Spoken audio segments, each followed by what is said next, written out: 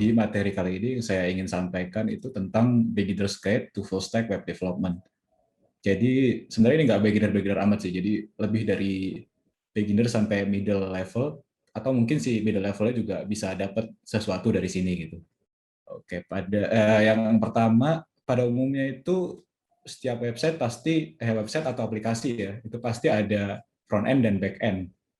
Front end ini yang menghandle tampilan, dan back end yang menghandle data dan pemrosesan data di belakang, agar dapat ditampilkan sama front end. Jadi kayak misalkan ada teks atau misalkan ada kita buka kayak website e-commerce, itu ada data-data produknya, itu data produknya ditampilkan sama front end, tapi produknya itu dari back end. Atau misalkan kita check out suatu produk di e-commerce, itu nanti ketika kita add to cart sampai check out sampai kita beli produknya, itu biasanya diproses oleh back end. Oke. Tapi biasanya juga ada role ketiga yang ngebantu berjalannya dua role ini. Role ketiga ini kayak menjaga keseimbangan ibaratnya. Dia bakal ngurusin di cloud atau deployment atau mungkin menjaga supaya service-service-nya tetap up dan supaya si customer ini tetap bisa pakai website-nya atau aplikasinya gitu. Dan secara umum ketiga role ini biasanya dikerjain sama tiga orang yang berbeda. Jadi ada back end, ada front end, ada juga DevOps. Seperti halnya kayak musisi di dalam satu band, itu biasanya ada vokalis, ada gitaris, ada bassist, ada drummer. Dan kalau kita main game, biasanya kalau kita push rank, kalau antara kita main Mobile Legends atau kita main Dota, pasti ada beda-beda role kan. Nah, seperti itu. Kalau full stack developer sendiri, dia ngerjain bisa tiga-tiganya sendiri, atau bisa juga dua dari role ini sendiri gitu. Jadi ibaratnya kalau kayak musisi mungkin dia nyanyi nyanyi juga, bikin lagu juga gitu. Terus dia bikin musik sendirinya juga gitu. Oke, kita lanjut slide selanjutnya. Jadi secara gambaran sih seperti ini. Kalau front end itu lebih berkecimpung di JavaScript, HTML. Ya, kalau sekarang sih mungkin framework yang terkenal kayak React, Vue gitu ya, atau Angular. Kalau back end itu lebih ke pemrosesan datanya, ke service-service-nya. Itu kalau mungkin sekarang yang lagi terkenal Ruby, terus Golang, Python, atau mungkin Express.js atau Adonis. Dan kalau database itu NoSQL, Postgre, dan MySQL. Biasanya paling sering sih MySQL sama Postgre ya. Dan DevOps itu lebih ke yang tadi saya bilang, lebih menjaga keseimbangan. Jadi dia lebih ke settingan di cloud servernya atau deployment-nya. Biasanya dia settingan kayak di AWS-nya atau mungkin di Naga hosternya kayak gimana settingannya. Kalau mobile app dev mungkin dia front end-nya itu lebih ke yang ngoding aplikasinya kayak misalkan di Android, Java atau Kotlin, atau mungkin kalau di iOS Objective-C atau Swift, atau mungkin bisa aja pakai yang hybrid seperti React Native. Kita lanjut. Nah, ini ada ilustrasinya. Kalau front end itu ibaratnya vokalis dia. Kalau back end itu kayak gitaris atau mungkin basis. Karena kan kalau tanpa gitaris atau basis ya bandnya nggak jalan kan. Si vokalnya doang nyanyi nggak ada lagunya. Nah, kalau DevOps itu dia yang ngejaga iramanya. Ibaratnya drummer. Jadi sebenarnya nggak ada DevOps ya bisa aja dikerjain sama si back end. Tapi kurang lengkap gitu. Dan si back end mungkin ya keterbatasan. Nggak sedinamis yang orang yang di-assign sendiri sebagai PIC buat yang jaga DevOps-nya ini. Nah, kalau full stack itu ibaratnya kayak Ed Sheeran, dia bisa bikin lirik sendiri, dia bisa bikin lagu sendiri, dia bikin musiknya sendiri, nah dia nyanyi sendiri juga. Nah, jadi ada beberapa stack untuk ngerjain membuat website. Yang pertama itu yang paling terkenal biasanya dulu-dulu itu Mean. Mean itu terdiri dari MongoDB, NoSQL sebagai database, dan Express.js sebagai backend framework-nya, lalu Angular sebagai front-end framework-nya, dan Node.js sebagai cross-platform servernya. Express, Angular, sama Node.js itu sebenarnya base-nya sama, Node.js juga. Dan ini lumayan enak ya kalau belajar buat awal-awal kayak yang satu stack gini, dan ibaratnya base-nya sama lah Node.js, dan basis bahasanya pun sama, JavaScript. Itu lumayan enak kalau buat belajar. Tapi kalau Mean ini sekarang udah sebenarnya masih terkenal, cuman agak kalah populer sama Vue sama React sih. Nah, selanjutnya Mern. Mern ini sebenarnya sama kayak kayak Mean, tapi bedanya kalau Mean itu dia pakai Angular. Kalau Mern dia pakai React. Kalau React ini sekarang populer banget ya gara-gara Facebook kan, dari Facebook, terus apalagi Instagram dan WhatsApp juga pakai React ya. Dulu kalau nggak salah Netflix juga pakai React. Dan di React ini udah ada pengembangannya. Kalau biasanya kan React sebenarnya dikembangkan buat client side, tapi ada pengembangannya yaitu di Next.js dia udah support buat server side. Jadi biar lebih kenceng waktu ngeload websitenya. Lagi ngetrend juga sih sebenarnya Next.js ini. Dan selain itu juga komunitasnya lumayan besar. Jadi kalau misalkan cari tutorial gitu di Google nggak susah gitu. Dan selanjutnya ada Maven. Maven ini sama juga kayak Mean sama Mern. Cuman bedanya kalau yang Maven ini V-nya itu Foo. Jadi dia pakai Foo. Di front end pakai Foo dia. Nah, kalau Foo ini dia juga ada nih yang mirip kayak React. Server side juga bisa. Dia namanya Nux.js. Nux.js juga lumayan terkenal dan komunitasnya juga lumayan besar ya. Dan biasanya kalau orang yang udah biasa pakai React, itu kalau pakai Vue udah nggak terlalu susah lagi. Jadi karena secara bahasanya juga sama JavaScript dan secara frameworknya juga mirip-mirip sih. Begitu juga sebaliknya kalau biasa pakai Vue, dia pakai React juga nggak terlalu bingung lagi. Emang sih masih butuh belajar, tapi nggak kayak belajar dari dasar gitu. Tapi kalau biasanya dia biasa pakai Angular, terus dia pindah ke React atau dia pindah ke Vue itu lumayan sih belajarnya. Beda sama yang dia biasa React atau Vue. Jadi sebenarnya React atau Vue tuh ya sama aja kayak preferensi bubur mau diaduk atau nggak diaduk ya nggak ada yang lebih bagus juga sebenarnya sama-sama bagus sih kalau dari pengalaman saya dan menurut saya ya itu sama aja jadi nggak ada tim A atau B gitu.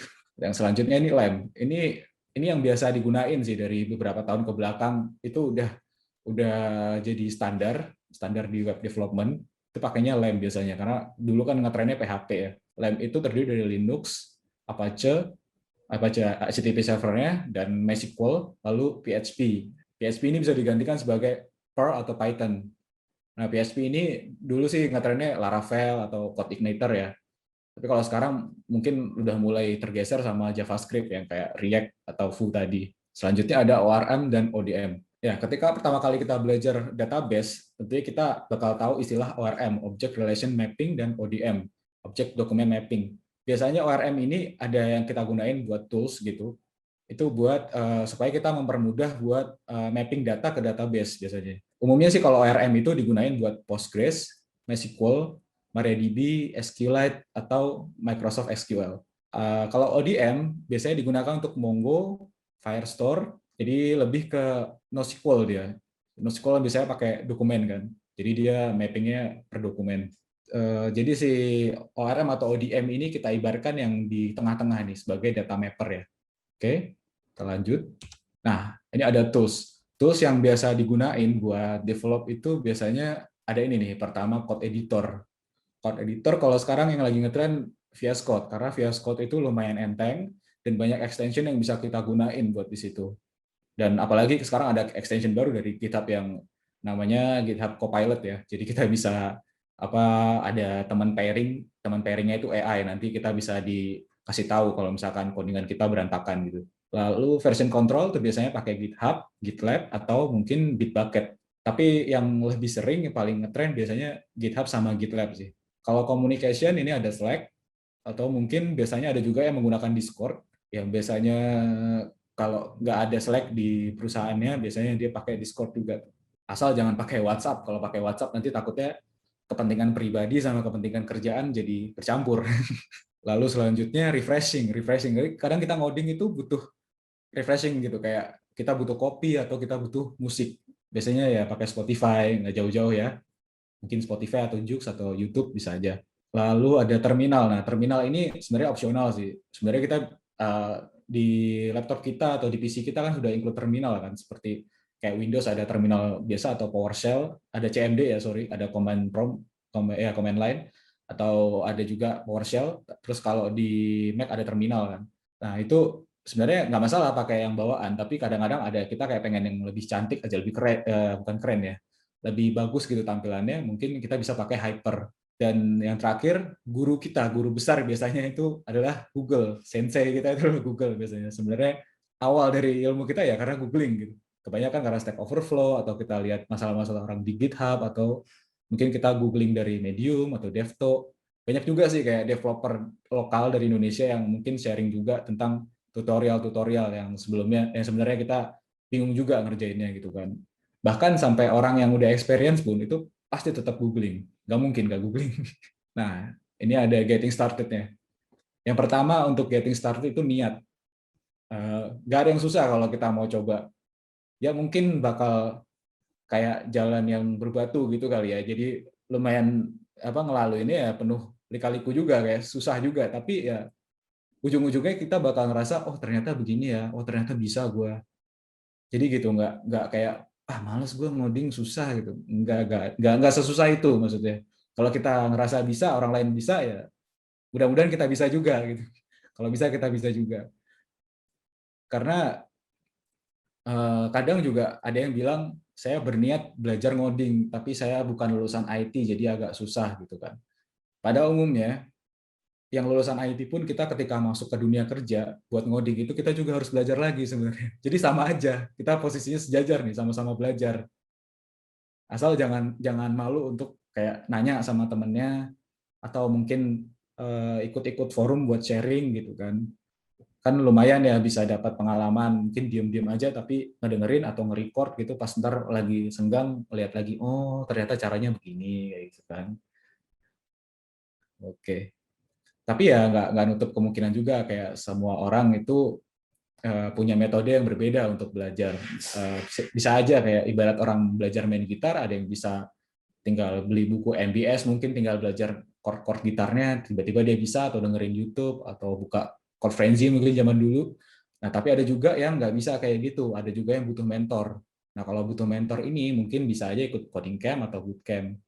Tapi ya kalau coding camp atau bootcamp ini ya lumayan ngerogoh kocek juga sih, lumayan lumayan besar ngerogohnya. Tapi ya kalau bisa dicoba dulu secara otodidak atau mungkin beli-beli kursus online yang harganya lumayan terjangkau.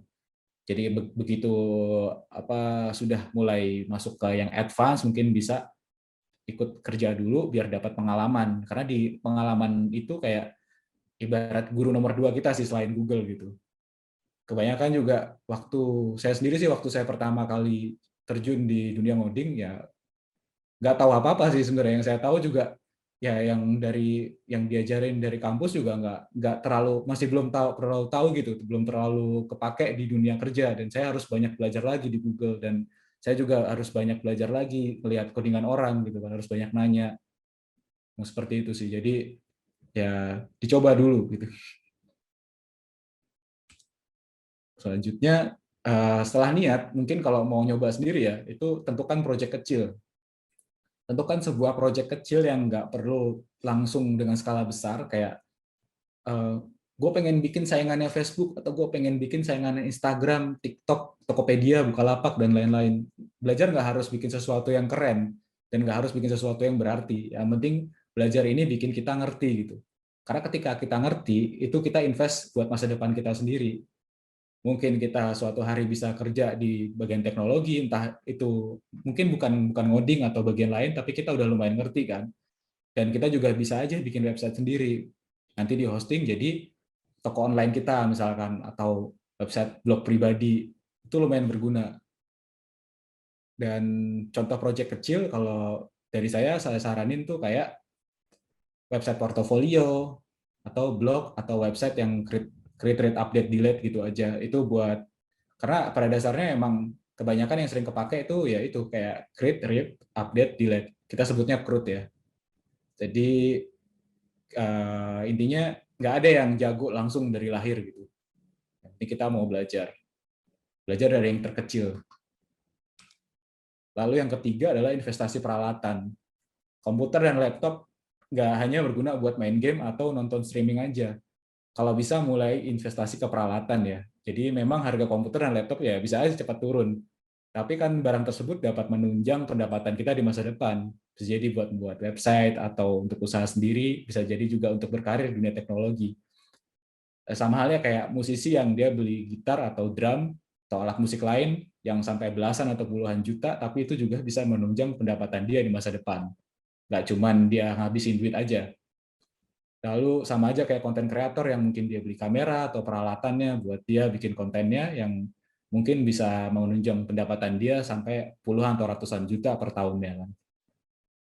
Jadi ya lebih baik invest ke peralatan juga, jangan jangan tanggung-tanggung kalau misalkan ini. Ya sesuai budget juga lah. Dan jangan lupa internet karena kita butuh Google Sensei. Oke. Lalu yang keempat adalah mengenal Git dan repository. Ini yang paling utama sebenarnya ya. Git itu adalah sistem version control yang dibuat oleh Bapak Linus Torvalds yang juga pembuat sistem operasi Linux. Version control system ini akan mencatat segala perubahan data dalam code yang kita kerjakan. Jadi ini kayak bisa jadi platform kolaborasi juga buat kita sama tim. Lalu repo adalah direktori yang menyimpan file project, berisi code, dan assets. Nah, zaman sekarang itu pengembangan dan popularitasnya Git itu udah lumayan besar. Jadi tapi yang paling sering kita gunakan itu adalah GitHub, GitLab, dan Bitbucket.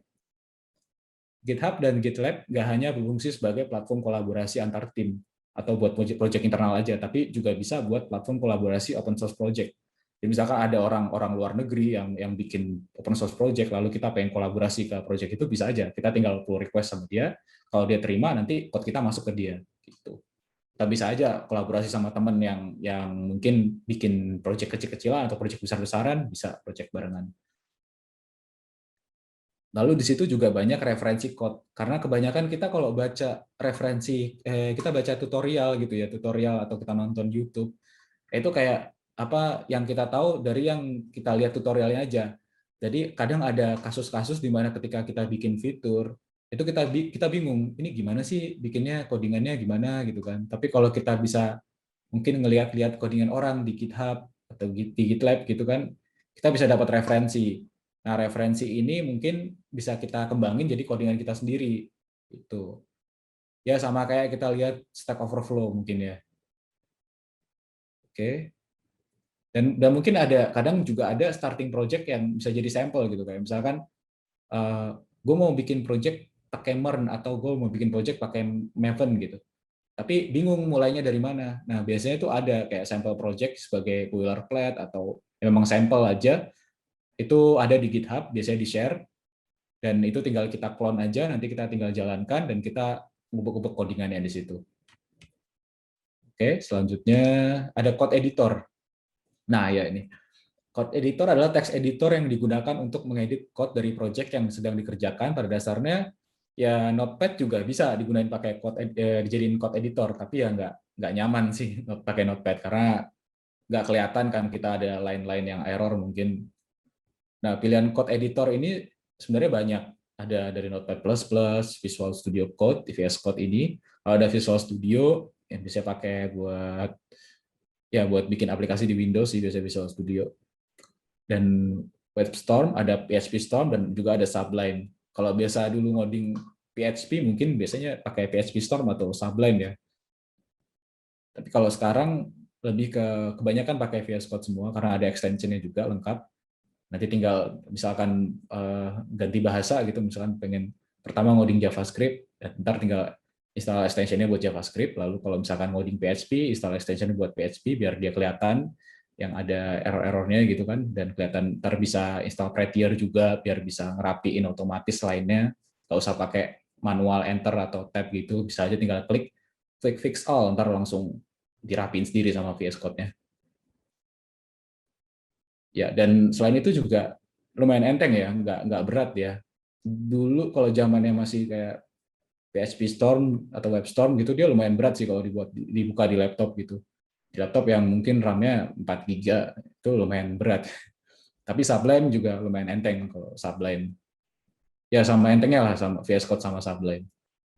Cuman preferensi aja mungkin ya. Dan di VS Code juga bisa install theme sih, jadi kayak ada custom theme-nya gitu. Mungkin ada juga yang pengen install theme yang lucu-lucu, warna pink atau warna yang lain-lain, bisa aja, tinggal diatur di situ. Oke, yang keenam adalah belajar front end. Nah, jika mempelajari dari dasar, front end itu dasarnya itu ada HTML, CSS, dan JavaScript. Tapi kalau kita belajar dari nol banget, itu lumayan jauh ya buat langsung bikin satu website gitu. Jadi kalau bisa ya kita mulai aja langsung dari belajar framework yang sekarang lagi populer, mungkin kayak React, Angular, atau Vue, biar bisa lebih mempercepat kita bikin satu website. Bisa juga langsung pelajari versi pengembangannya. Kalau pengembangan dari Vue tadi yang server side-nya itu Nuxt.js, kalau dari React itu Next.js. Nah, setiap website dari framework tersebut biasanya sudah dilengkapi dengan tutorial dan getting started. Namun kalau apabila masih sulit dimengerti, bisa juga cari referensi dari YouTube atau beli kursus di Udemy yang lumayan terjangkau. Bisa juga berlangganan Pluralsight. Tapi lebih bagus kayak Pluralsight, karena kalau Pluralsight itu kita subscribe kan, subscribe lalu kita bisa dapat banyak tutorial. Jadi nggak cuman misalkan kita belajarnya setelah getting start kita udah ngerti nih, kita pengen yang lebih advance lagi, itu udah bisa tuh selama kita masih subscribe. Biasanya kan subscribe ada bulanan kan, jadi dalam 1 bulan itu kita bisa belajar macam-macam. Mungkin selama 1 minggu pertama belajar React, terus tiba-tiba bosen di minggu kedua pengen belajar Vue, itu bisa aja karena kita udah subscribe kan. Sama kayak Netflix lah, kalau Netflix kan kita pilihnya filmnya atau seriesnya gitu kan. Kalau di Pluralsight yang kita pilih kursusnya. Jadi kita bisa buka semua kursusnya selama kita berlangganan. Lalu kalau mau lihat misalkan tutorial gitu juga bisa sih di YouTube, buat subscribe ke channel-channel. Banyak juga sih kayak developer Indonesia yang udah sharing tentang channel-channel tutorial gitu di YouTube, mungkin kayak Programmer Zaman Now gitu gitu. Itu lumayan bagus juga, sebut merek ya. Lumayan bagus juga. Dan bisa juga ngelihat source code repository sample code gitu di GitHub. Itu banyak, kayak misalkan keywordnya kita cari awesome React, itu biasanya langsung ada listnya tuh, ada list sampel code-nya, terus ada list getting start-nya, terus ada list project yang udah pakai React itu apa aja. Nanti di situ pas kita klik project-nya dia kelihatan jelas source code-nya, kita bisa lihat ntar, oh cara kalau orang-orang luar tuh bikin project tuh kayak gini ya, oh strukturnya kayak begini, oh codingannya ternyata buat cara get-nya begini, atau cara postnya begini, cara dia update form begini, kan enak tuh bisa dilihat tuh. Kan biasanya ada juga yang pas lihat video dia kurang nangkep kan, kayak susah nih kalau nggak dicobain, atau nggak ada yang kurang nih di video ini. Tapi kalau lihat source code-nya langsung, oh ternyata begini caranya kayak gitu kan. Nah, selain Awesome React, mungkin ada Awesome Vue, ada Awesome Nuxt, dan juga ada Awesome Next. Ya tergantung nama framework-nya, tinggal ditambahin awesome aja di depannya. Oke. Selanjutnya, mengenal NPM. Nah, ketika mengembangkan website dengan dasar Node.js, baik menggunakan framework untuk front-end ataupun back-end, mungkin kalau front-end React, Vue, kalau back-end ada Express, ada Adonis, tentunya kita dapat sangat terbantu oleh NPM. NPM itu Node Package Manager yang digunakan untuk pengembangan sebuah website berbasis Node. Namun spesialisasi NPM ini nggak cuma buat install aja ya. Jadi dia juga punya repository online yang ada di npmjs.com. Jadi kalau menggunakan apa namanya, jadi contohnya nih kita sedang develop satu fitur nih, kita develop satu fitur, terus pengerjaan satu fitur ini ada satu bagian yang lumayan susah dan sebenarnya bukan nggak mungkin untuk dikerjakan, tapi bisa dikerjakan, tapi pengerjaannya lumayan lama, lumayan makan waktu. Jadi kita bisa aja langsung googling di Google untuk nyari di npm.js-nya apakah udah ada yang pernah bikin fitur atau mungkin fungsi yang seperti itu yang kita inginkan. Kalau memang udah ada, kita bisa langsung tinggal npmi terus nama package-nya. Nanti kita langsung dapetin tuh, kita bisa panggil package modulnya dari yang orang udah share itu. Dan cara penggunaannya pun biasanya udah di-share sama si yang pembuatnya, si pengembangnya, sorry. Dan jadi kita tinggal ikutin guide-nya aja. Tapi untuk project skala besar, dan kalau memang waktunya memadai, kalau bisa jangan ngambil package punya orang, kalau bisa bikin sendiri. Tapi kalau memang waktunya mepet atau proyeknya kecil, ya bisa pakai ini dulu. Nanti ke depannya ketika punya waktu, ya bisa diganti lagi. Itu biasanya kita ada istilah refactor. Jadi mungkin kalau awalnya kita pakai package orang, terus ketika ke depannya produknya udah jalan, terus kita mau bersihin lagi pakai codingan kita sendiri biar lebih scalable dan biar lebih maintainable, kita bisa aja langsung refactor satu bagian itu gitu. Berarti yang menebus dosa lama gitu. Oke. Yang ke-8 adalah mengenal CSS framework dan UI component library. Nah, pada proses pengembangan front end dengan menggunakan framework, tentunya seringkali kita menggunakan CSS, seringkali kita butuh untuk gunain CSS framework atau UI komponen untuk mempermudah membuat UI komponennya dibandingkan dengan CSS biasa tanpa framework. Untuk proyek skala kecil, itu bisa kita pakai UI component library. Jadi kayak komponennya kita bisa langsung pakai, misalkan kita mau bikin button atau header atau card yang mau kita tampilkan di websitenya, itu kita bisa ambil dari UI component library yang udah pernah dibikin sama orang. Kayak misalkan contohnya Material Kit, React Material UI, React Bootstrap, atau InDesign, mungkin ada yang sering dengar InDesign, atau kalau Vue ada Material Kit Vue, Vuetify, Vueify, VisUI, sama Quasar. Kalau Angular mungkin ada Angular Material, ng Bootstrap, Clarity, dan ng Zoro. Nah, ini semua tuh UI komponen kit. Jadi memang mereka sudah buatin komponen yang kita tinggal panggil dan kita tinggal pakai aja. Tapi bisa juga kita modif-modif dikit gitu. Tapi pada dasarnya ini agak berat ya, karena kita sekali yang kita install itu kan semuanya, padahal yang kita butuhkan cuma beberapa komponen aja. Dan untuk project skala besar biasanya harusnya itu kita nggak boleh pakai ini. Harusnya untuk project yang skala besar yang mungkin di perusahaan yang lumayan besar dan waktunya juga mungkin memungkinkan, lebih balik lagi ke waktu ya. Kalau waktunya memungkinkan dan memang desain sistemnya sudah jadi dari UI UX designernya, kita bisa pakai CSS framework. Ibaratnya kayak kita bikin UI komponennya sendiri yang nanti reusable, bisa dipakai buat project-project lain gitu kan. Ya, contohnya CSS framework ini adalah Tailwind, Bootstrap, Touchstones, Foundation, Materialize, dan Bulma. Kalau sekarang sih yang paling terkenal mungkin bukan paling terkenal ya, lagi ngetren tuh mungkin Tailwind. Tailwind sih ya, karena dia lightweight dan customizable-nya lumayan. Oke, dan lanjut ke belajar back-end. Nah, banyak sekali yang bahasa pemrograman yang kita bisa pakai untuk belajar back-end ya. Yang pertama itu yang sering populer, yang sekarang lagi populer tuh lumayan sih, maksudnya nggak paling populer ya, sorry. Lumayan populer itu pertama adalah Golang. Golang, lalu Python, Ruby, dan Java, PHP, dan JavaScript. Java ini udah lumayan lama ya, Java dan Ruby udah lumayan lama.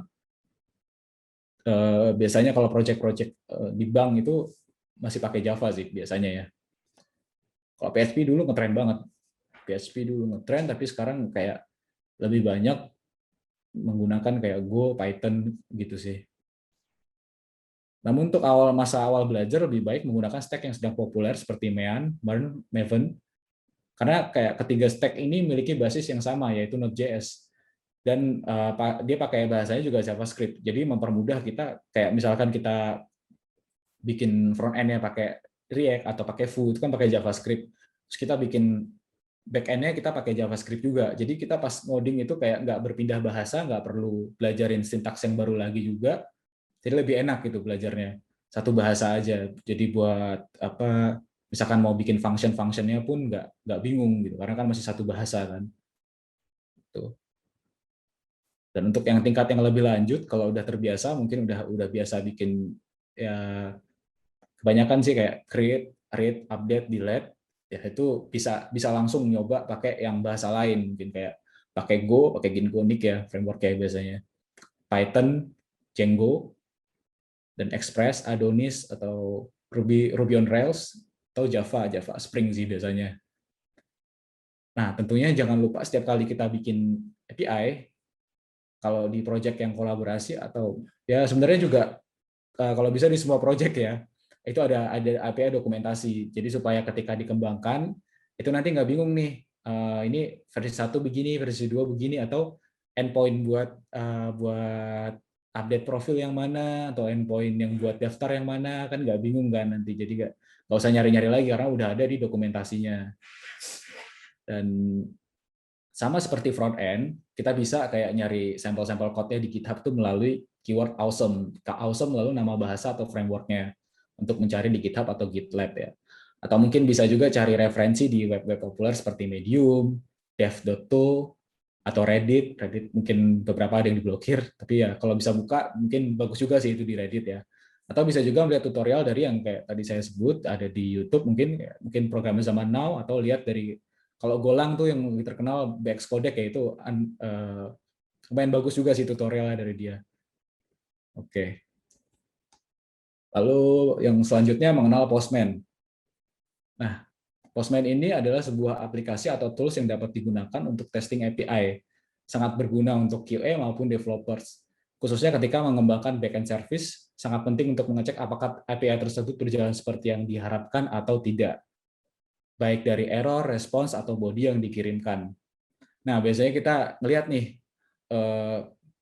dari errornya itu error status code-nya udah bener atau belum, atau responsnya udah sesuai atau belum, atau body request-nya udah sesuai atau belum gitu, sesuai yang kita coding atau enggak. Kan kalau kita ngoding kita juga harus nyobain juga kan, kadang-kadang nggak harus nunggu di QA gitu. Jadi ada kayak kita nyoba, oh bener, oh salah gitu kan.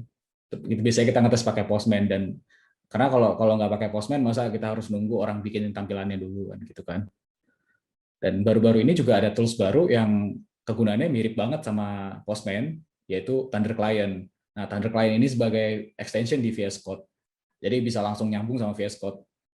Cuman ya ini preferensi, balik ke preferensi orang lagi sih. Jadi bisa aja pakai Postman, bisa aja pakai Thunder Client.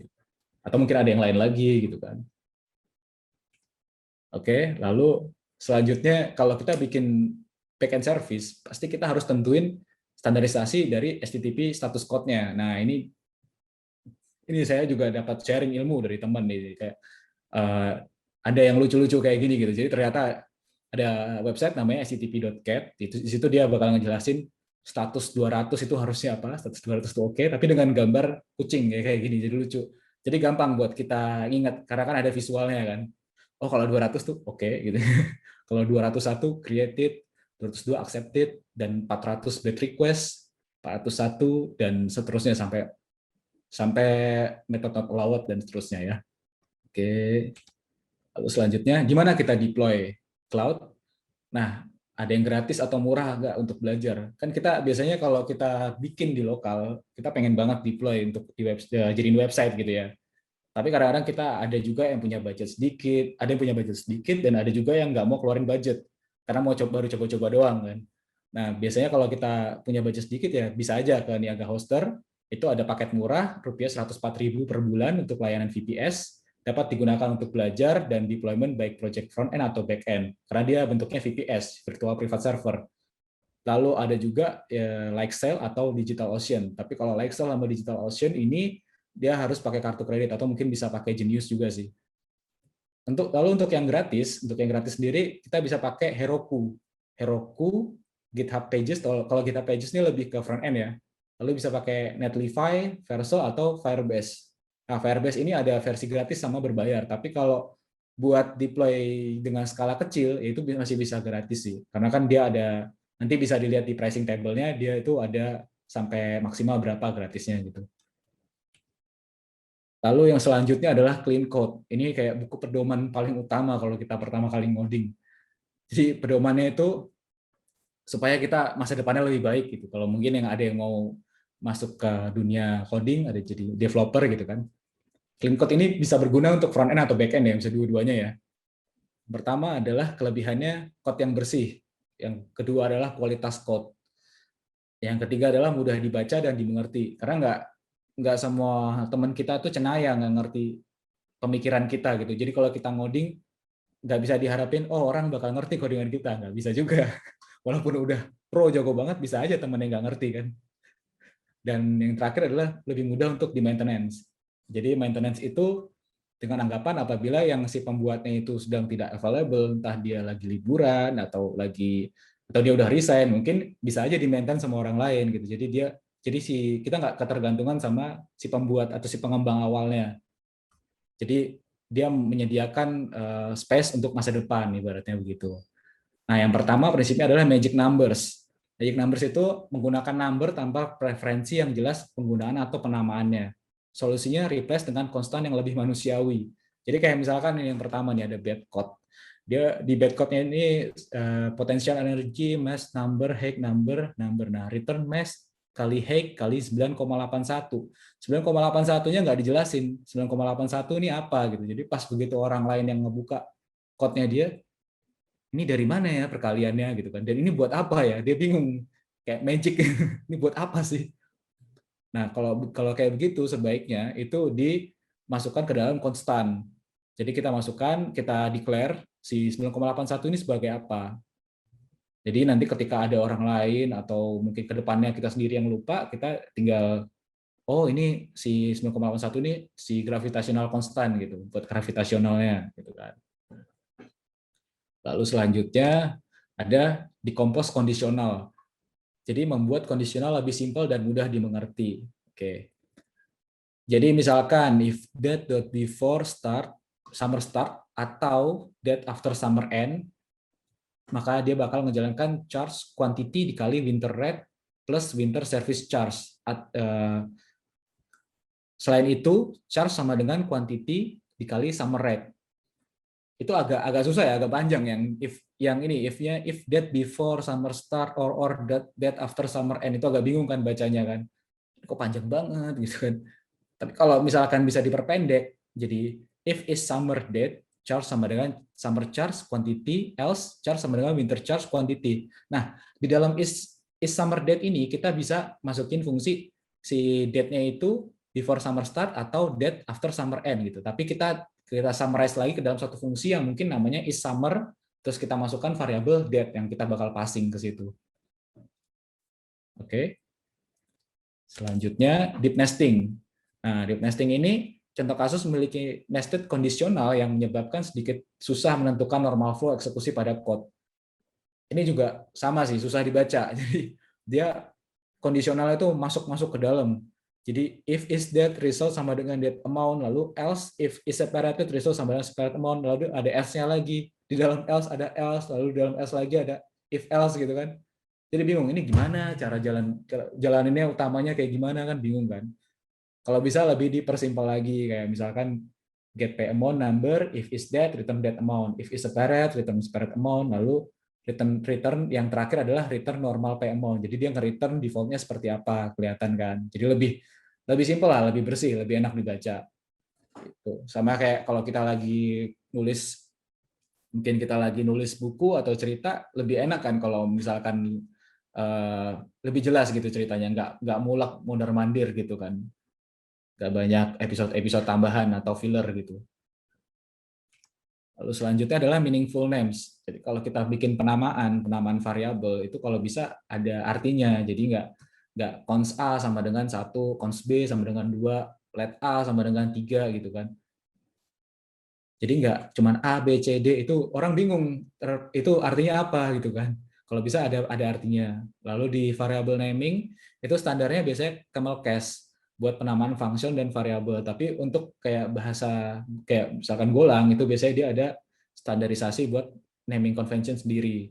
Jadi lebih baik kita juga research dulu naming conventionnya kayak gimana sih programan ini gitu kan. Lalu duplication is evil. Jadi jangan pernah menggunakan function yang sama berulang-ulang walaupun untuk fitur yang lain. Jadi kalau memang function ini bakal dipakai berulang-ulang untuk walaupun itu untuk fitur yang lain ya, mungkin kita bisa pindahkan jadi reusable function atau kita jadikan sebagai helper gitu kan. Karena kita ngoding banyak line gitu juga nggak nambah gaji juga, kecuali kalau nambah gaji ya mungkin nggak apa-apa kita banyak-banyakin gitu. Lalu yang terakhir adalah comments. Nah, kalau comments ini itu kalau bisa dibiasakan lebih di project yang membutuhkan kolaborasi ya. Jadi karena kan tadi seperti saya bahas di awal, nggak semua orang itu ngerti code kita gitu. Jadi nggak semua orang tuh anak indigo atau cenayang gitu kan. Jadi kita harus kasih komentar di situ. Ini tuh codingan buat apa? Jadi suatu hari kita mau merubah fiturnya, kita bisa lihat, oh ini buat ini gitu. Jadi nggak ada tuh kayak nggak sengaja ke delete, nggak sengaja ketimpa kayak gitu kan, atau ini buat apa sih, nggak ada nanya-nanya gitu. Jadi lebih baik ditulis di komentar aja. Oke. Nah ini yang terakhir adalah ada beberapa referensi mungkin yang bisa dilihat buat teman-teman ya.